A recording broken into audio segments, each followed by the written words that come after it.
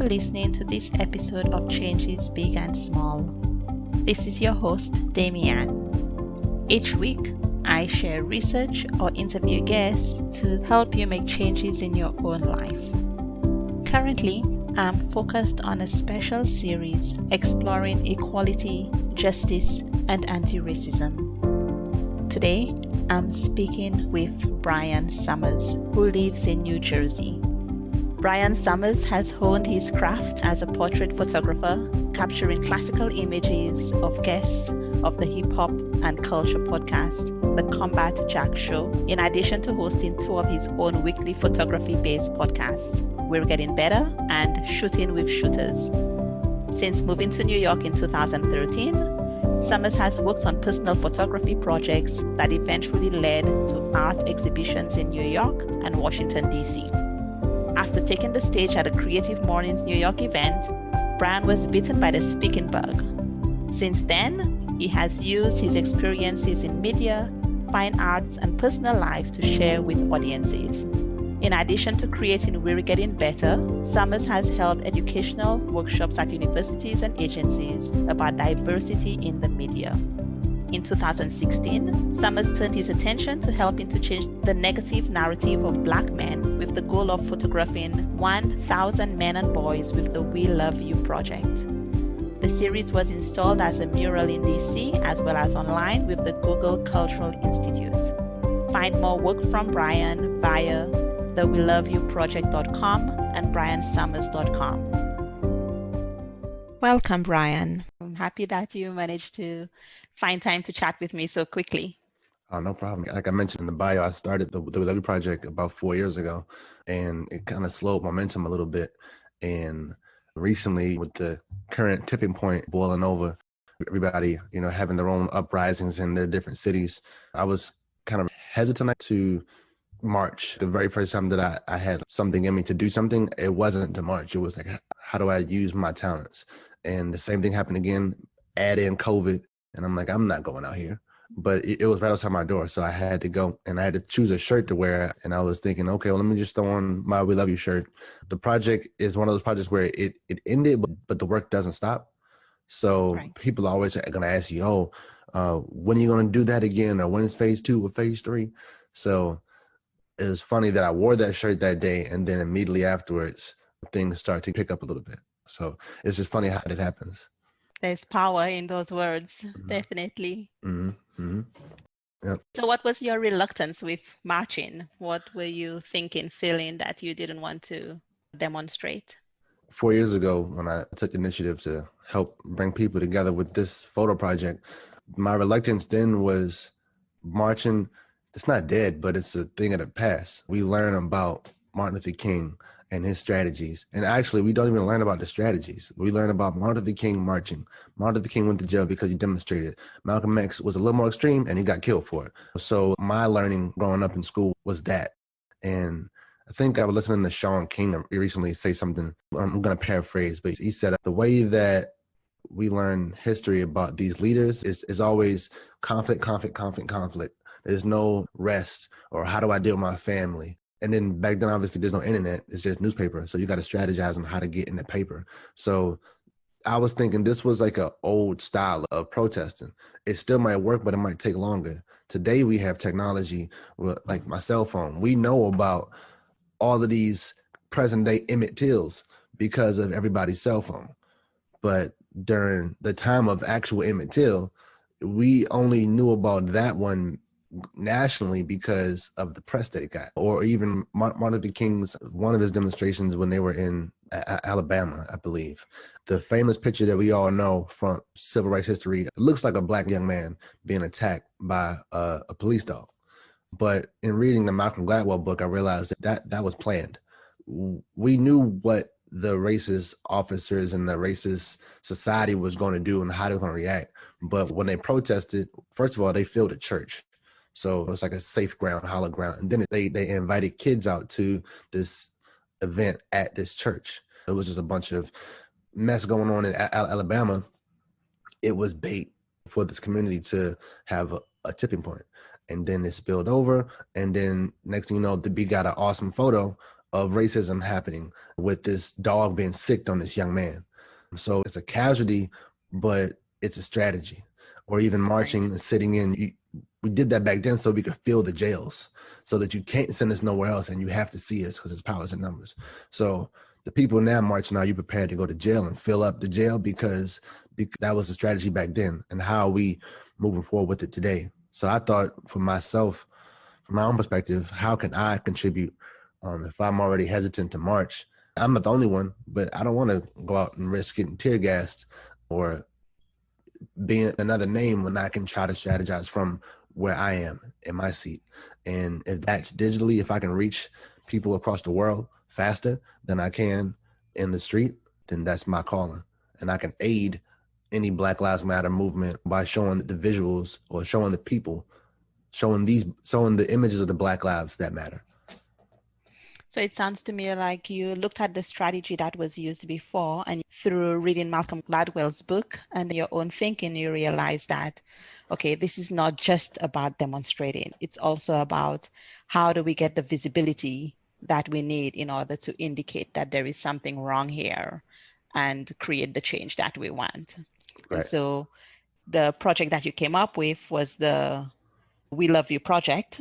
And that is a project that shows representations of Black men in a way that they can portray themselves. Because so often when we see a Black man who's been killed or who's going through the courts in the news, it's the worst image that they could find. It's like, exactly, there was already something wrong with this person. Clearly, they deserve to be in trouble of some sort. Exactly. And it always gives me pause, because I always think these are human beings, regardless of whether or not they did something wrong. And I don't understand why this is the only perspective that you're showing. So I really appreciate the project and the work that you've been doing with showing a different perspective. I noticed that everybody wears a black shirt. Is this the We Love You shirt that you then gift participants in the project?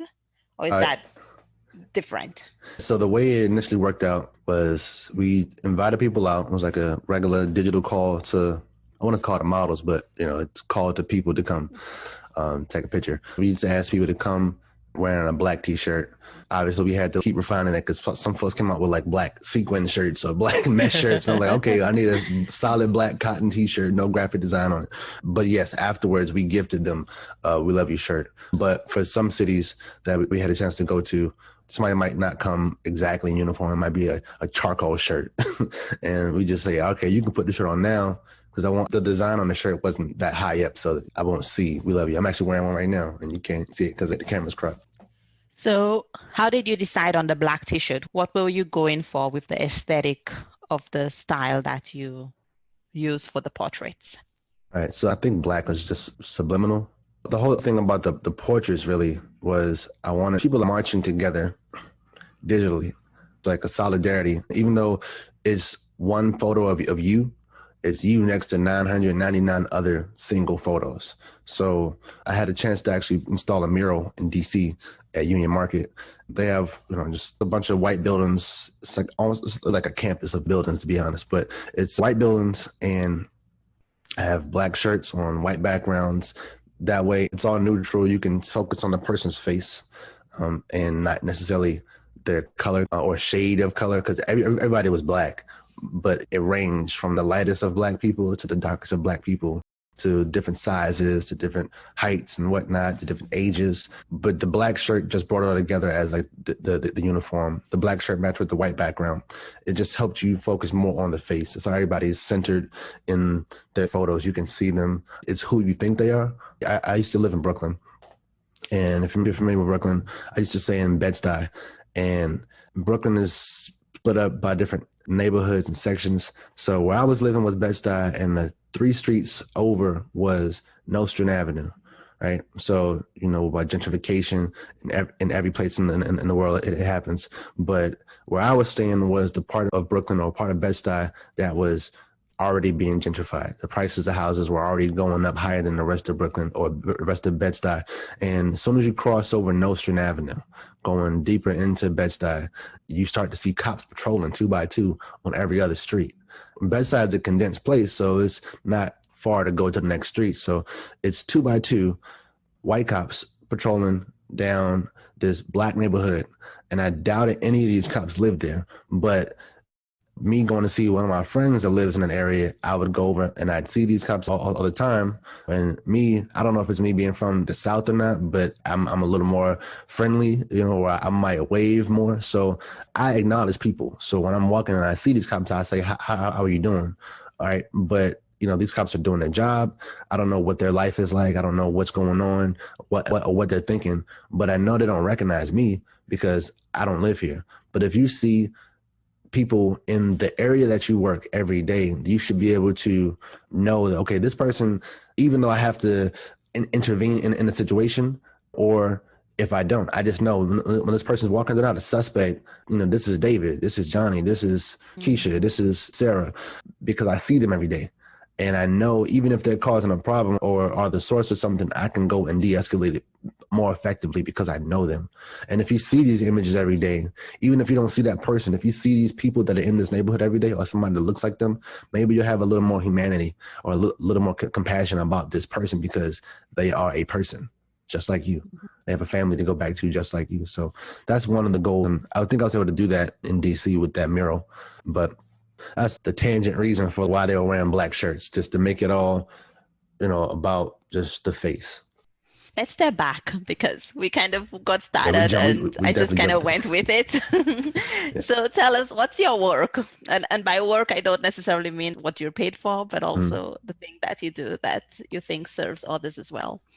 I'm an artist. I went to school for design, but I've always been immersed in art ever since I was a kid. So my literal work is I'm in the media and I'm a content creator. So it's predominantly photography. Previous jobs, I produce video content and podcasts, but my work seems to have been a calling, has been portrait photography and capturing photographs of people.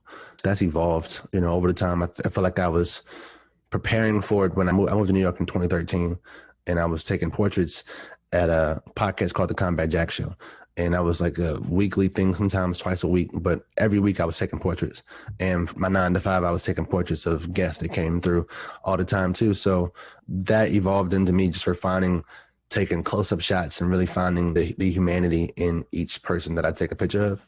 So when that first tipping point for me happened with Philando Castile, Freddie Gray, and Mike Brown, that group of 3 deaths helped me push towards scaling up those portraits and taking it from celebrities and podcast guests to everyday people.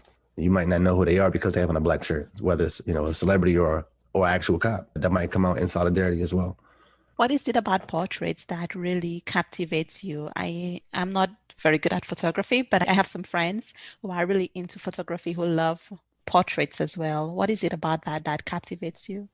I think a portrait is something that's intimate. We're taught, at least in America, we're taught like not to stare at people, but you can stare at a photo and you can study a photo. So if there's somebody that's interesting, which everybody is interested in their own way, if I can find something visually about it that I like, whether it's me, the photographer, or me, the viewer, I think a portrait gives you a chance to study somebody, just assume possibly what they might have been through or how they got to this point right here. And then you can change up a portrait with the most subtle details, even though it's just a person's face or maybe like shoulders up. There's so much in somebody's expression, whether it's a smile, a frown, a squint, an accessory they might have on their face, stuff like that. It is captivating to me about portrait photography. Yeah, I never thought about it that way, but as you explain it, that really makes sense because you can make time to really study a portrait and think about it and have curiosity in a way that we don't always do. It's an invitation, I guess, to be curious as well. So after this group of 3 who were killed by the police, you decided to do the We Love You project. I think I read you went to 4 cities. Is that right? Yes, I started in Brooklyn, went from Brooklyn to DC because I'm originally from the area. So it was easy to just go back home. So it was Brooklyn, DC, Philly. I did a test in Norfolk with a few of my frat brothers and their family. So I guess total is Norfolk, DC, Philly, Baltimore, and I had a chance to go out to San Jose to work with Google. So the Black Googlers, the employees of Google, they called me out, and we had a chance to take photos of the Black workers of Google at that particular campus for one day. And it was a handful. It was one of those things where the goal of the project was to break the internet. And I think if there's a company to partner with to break the internet, it's probably Google. Definitely. Yeah. I love the work that you've been doing there. I've been sharing it with all my friends and saying, check this out. Isn't it great looking at all of these photos of all these different shades of black? It's self-selection, right? So people kind of being in control in some way of how they're being portrayed. What have you learned from doing this project? One of the things that I've learned is, I guess it's the message. It just reinforced like what I assumed. It was obviously where we all might joke about races possibly looking alike, but that's one of those ignorant jokes. But you can't deny, yeah, we're all brown. We're all brown to a certain degree, right? We might have similar hairstyles, but we're very different. And I learned that every time I took a photo of somebody, we might have photographed 100 people in a day in some cities. I think I did 200 in DC in a day. But that means I have 5 minutes with everybody just to break the ice, if that. I ask them, how you doing? How'd you hear about the project? What made you come out? The majority of the answers were, hey, my wife told me about it. My girlfriend brought me out, or my daughter told me about it. So again, it's reinforcing that women are the saviors and looking out for us as always. And then, I guess everyone is definitely different. I had a chance to photograph people on the West Coast and the East Coast, people that I have no idea where they're originally from.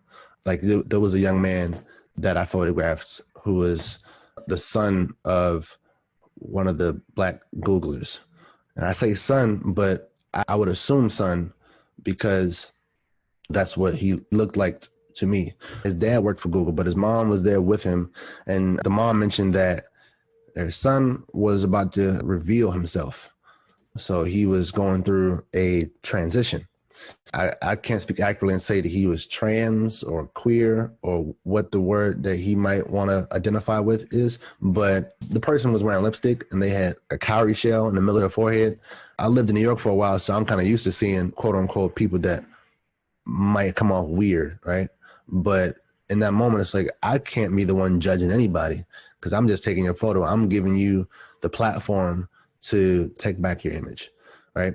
So this young person was about to transition, and that was a big deal for them. It's just like compared to a Sweet 16 or whatever you want to call it, but that's a turning point in their life, and they're going through this. So, and that wasn't the first time that somebody that was, I don't want to say it's more or less different, but they're different even when it comes to what I asked for. I asked for Black people to come out, and you might think that that's narrow, but that's still super broad. So this Black person in this category, or however you want to label it, came out because they identify with overall being Black. And whether they're Black trans or young, Black and old, Black from San Francisco, Black from DC, it's a very large range. And that's only United States. I guess it's like that iceberg photo we all love to reference. The tip of the iceberg is whatever the issue is, but under the water, it's so much. So the tip of it is what we look like on the outside, but the iceberg in the water is everything that you don't know until you actually get to know that person.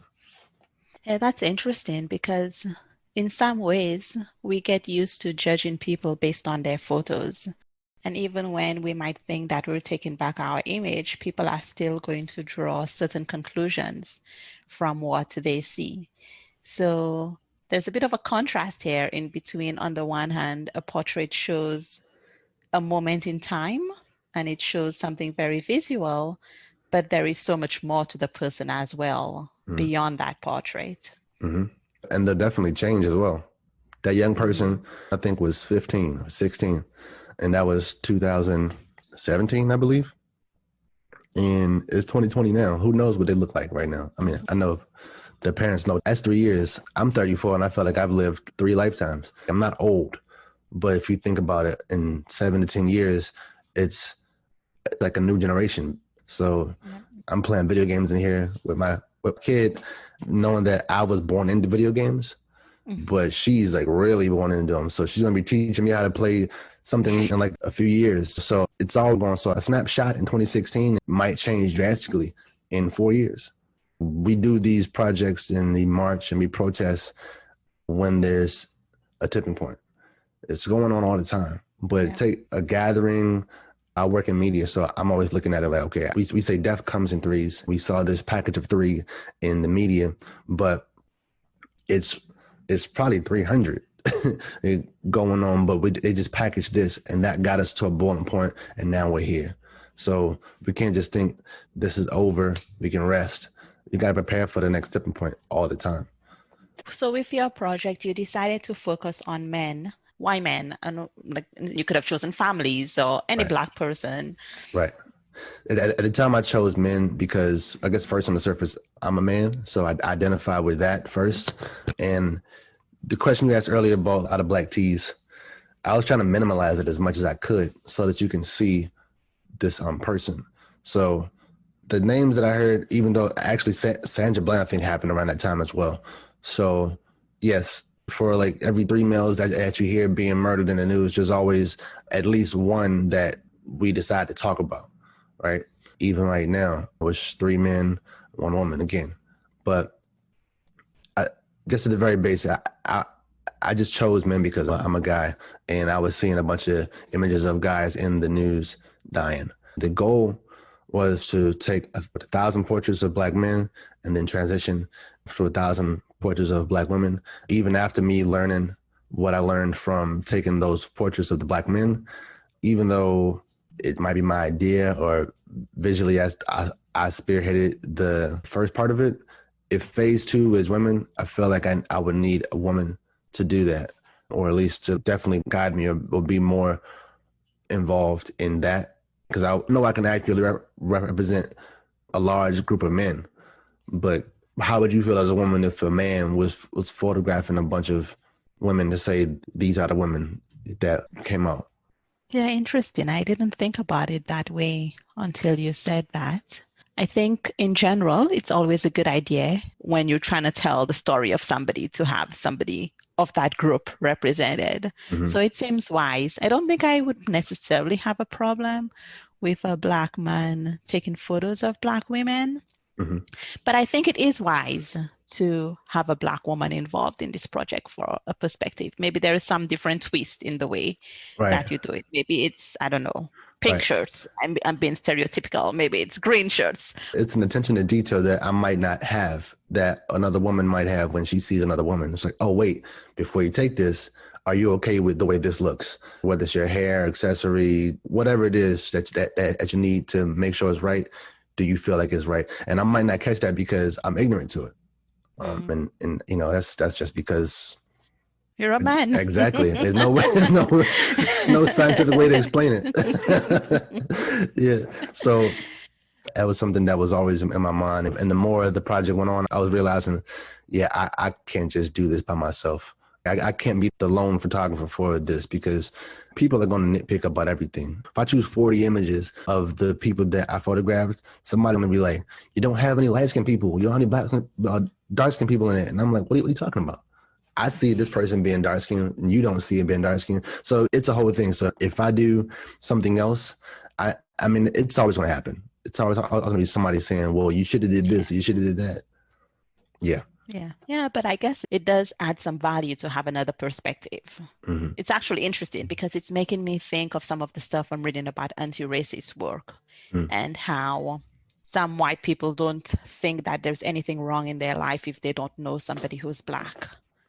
I'm trying to think of the range of people that we have in our lives. What does it add to our lives and what does it not? I've been getting a bunch of messages from friends, and in some cases, I know that I'm the only friend who looks like me. And so it's interesting when you think about representation and are you the only voice that represents a whole group of people, and what does that mean? Right. It's definitely interesting. What's the phrase that folks say, you're only as strong as the weakest link in your chain? I'm pretty sure there's different versions of that doesn't call somebody weak. But yeah, you are a representation of your peers. And if your peers are not diverse, then how can you represent, that? You need to do some learning, I guess. You need to diversify. Or better yet, if you want to be an expert in your own community, like your own 5-mile radius, 20-mile radius, I guess that's fine if your peer group looks like that radius. But if you want to get out in the world and speak on world issues or have world friends, you need to know what that's like. You can't act the same way. We've talked a bit about your thoughts about protest, but the main reason that I contacted you is from seeing a photo on Instagram where you were out on your bike wearing your "We Love You" t-shirt. Mm-hmm. I guess there's always this tension, right? On the one hand, you feel that one way that you can really contribute to making change and for justice, equality, anti-racism is through the We Love You project, but you also felt compelled to get on your bike and participate in a different way. Tell us about that. Yeah, so that day was interesting. Obviously, I know what's going on in the world. There's protests going on. I live in a chocolate city, Newark, New Jersey, and I actually live 2 blocks away from City Hall. So we have a lot going on. We have a black mayor with a father with the history and civil rights, mm-hmm. But it's a lot of energy over here for equality. COVID-19 has us all in the house, and I can adjust to being inside all the time. I draw. I'm on the computer all the time, but I do ride bikes, and the weather's changing. To be honest, that day I was on the balcony with my daughter just blowing bubbles, and I see a helicopter outside, and I kind of put 2 and 2 together. I figured, oh wait, it must be a protest going on. And I was planning on riding my bike anyway. So I hop on my bike. I figured where the protest might be, and I thought it was over. But I was curious. I rode around, and as a photographer, I always have my camera on me. So just hopped on my bike, and I rode out there, and it felt like they had just got started. And this is me coming out there like an hour behind when they were actually supposed to be out there. So I hopped on my bike, and I was out there, and I also figured that if this thing is over with, I can just go about my ride. I throw on my mask. Black We Love You shirt, black pants. My bike's black and white, so I kind of looked the part, I guess. So I went out there, and they were demonstrating, and they blocked off Market Street, the main street where City Hall is on, and we just marched down back and forth. Again, my mind was like, all right, I'm testing the waters because I haven't really been out the house and around people like that since COVID started. So I'm like, all right, I want to get out and be a part of this, but I also don't want to get sick. I do have asthma. I feel like I'm probably one of the people that they say are high risk for getting COVID. So that was the hesitance, really. And then again, I never really been out in a march like that. So I didn't know the rules. I didn't know if you had to register or what. But the bike helped me a lot because I was able to get out there. People were marching, and they were on one block for a certain amount of time. And then they started to move up and down the street. And we walked around the street at least once, up and down. The bike helped me social distance, to be honest. So it was cool. I was trying not to be, up on anybody because I don't want them to stop and me have to hit them with my bike. And I want to be ahead of the pack or behind the pack just to capture photos. So I was able to move quickly with the bike. Several times I was able to just get in front of the crowd and anticipate where they might be to actually set up a good shot. So just as me being able to get out and participate, and again, in my own way, the bike helped me out a lot. It helped me, I guess, get back into that community. What was the experience like for you? We've had some Black Lives Matter protests in Prague, and so I've been to a couple of them, but this was also my first time being in a protest. With COVID-19, Czech Republic is much more open now. Mm-hmm. Stores are open, restaurants are open. But when you talk about you don't really know the rules, I was telling my sister the same thing, like, what do we do? But I actually found it quite an exhilarating experience. I also try to remind myself that just demonstrating, especially from so far, doesn't necessarily do very much, that there are other actions that are necessary to take, not just to demonstrate and then go home. What are your thoughts? How are you feeling about the demonstration that you were in for the first time? I thought it was a good first time demonstration. It wasn't huge. 3 days or almost a week before the protest that I went to, they had another one in Newark, and it was about 12,000 people out there. So wow. When I went out, it felt more like 400 people. Okay. If that. I'm not really good with estimating numbers, but it wasn't 12,000. I could tell you that. Going out, I was looking for who might be in charge, who might be the organizers, just from who has a bullhorn in their hand, who might have a badge on or a particular uniform, who has the most neat sign. Those are the things that I'm looking for. Like, how can I identify who to talk to?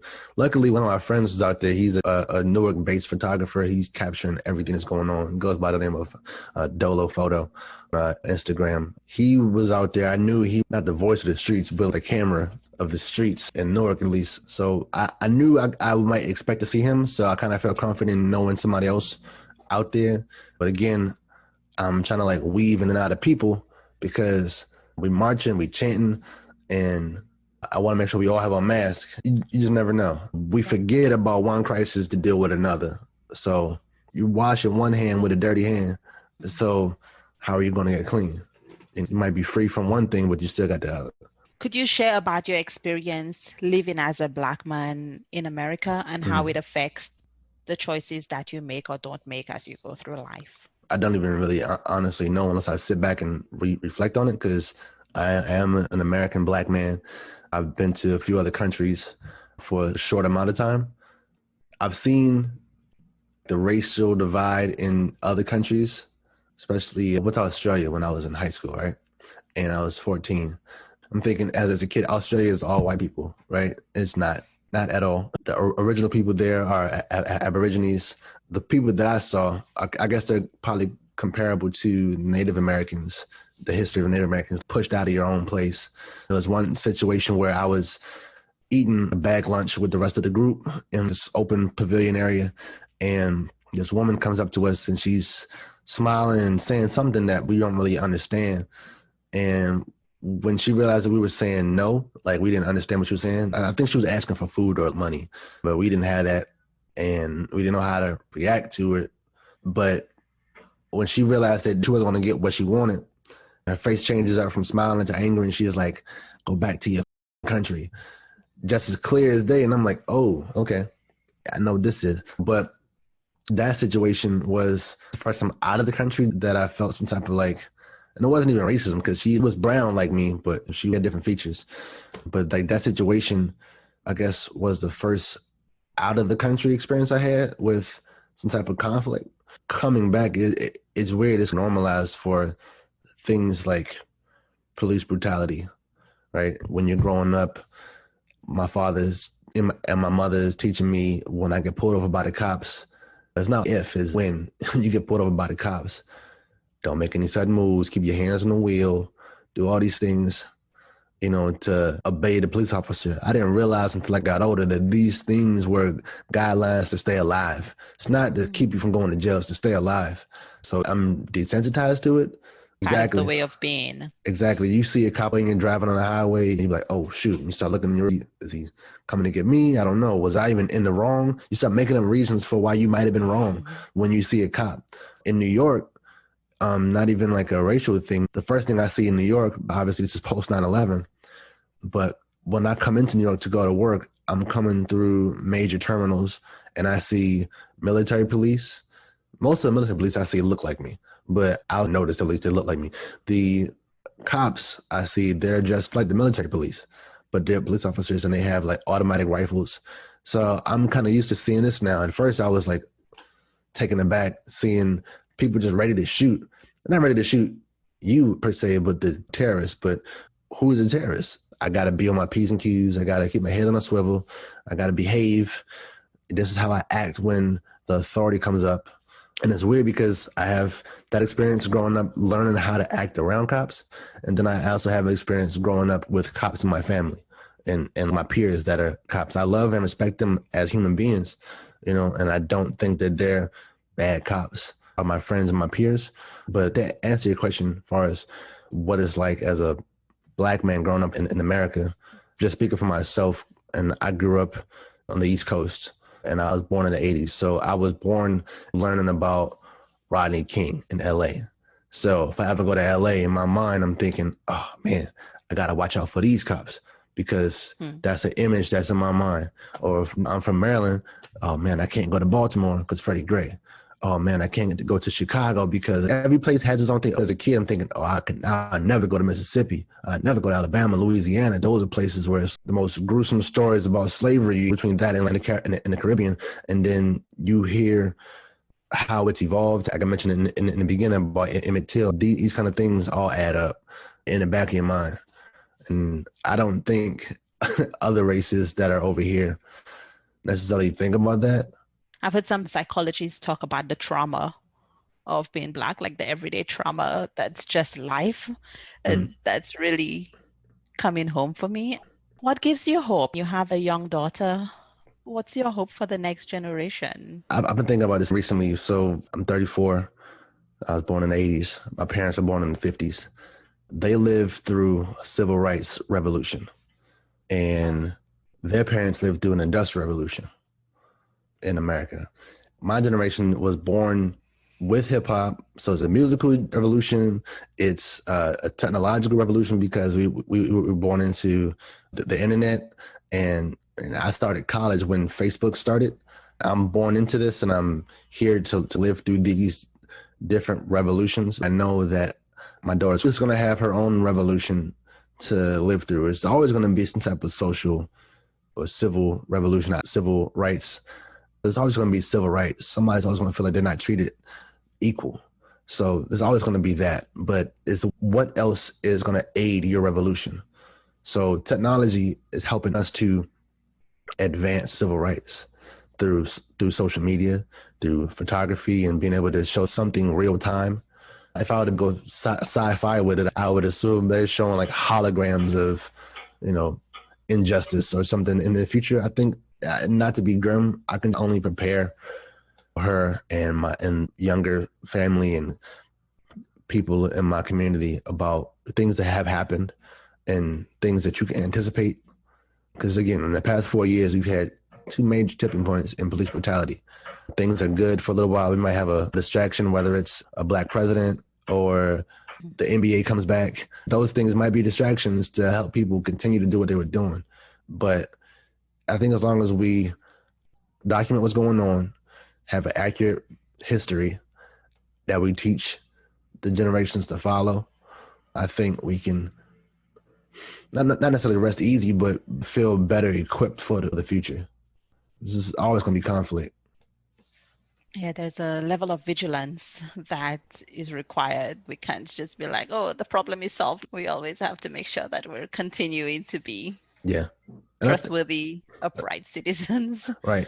And I think that's something that we have to be cautious of. Let's say you have Martin Luther King and Malcolm X. If we lump them into the civil rights era and say that that's just 60s, you got the 70s, 80s, 90s. You got all those decades in between where people are being born, whether they're white, Black, brown, purple, blue. They're growing up, if they're not being taught about ongoing history and ongoing leaders and ongoing things that needed to happen, they're going to think, oh, civil rights happened and we solved it in the 70s. No, we didn't solve it. We just killed the people that were leading the fight. So people need to keep understanding and learning and preserving history so that when it comes time for something to happen again, because it will be a time where stuff will be right on that hill about to fall over the tip, we need to have somebody that's like, look, no, even if it does fall, we know this is how we stop this, or this is how we, curve the momentum of that crazy action that's about to happen. Do you have a call to action that you would like to share with listeners? Not really. If I had to give a call to action to some people, if you're a photographer or an artist or a creative, definitely document the time and preserve it. I keep thinking about history and how the library in Alexandria was burned, right? That's history gone, right? But everything's in the cloud now. So they can't burn that. So just take as many pictures, be as accurate as you can, and find your approach. Even if it's not going out into the street, find your creative way to help amplify the voice and to document what's going on so we can progress as a global society. Thank you for chatting with me today. Thank you. Thank you for listening to this episode of Changes Big and Small. If you think someone else would enjoy listening to this episode, please share it with them. All links and resources mentioned in the podcast can be found in the show notes at changesbigandsmall.com. If you'd like to be a guest on the podcast talking about Black Lives Matter, equality, or anti-racism, please submit a request by going to changesbigandsmall.com. You will find a link in the menu under Connect.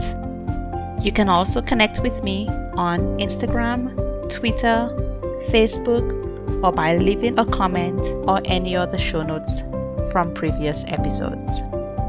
We'd love to have you be part of the Changes Big and Small Facebook community. Join us next week for a new episode of Changes Big and Small. Have a great week.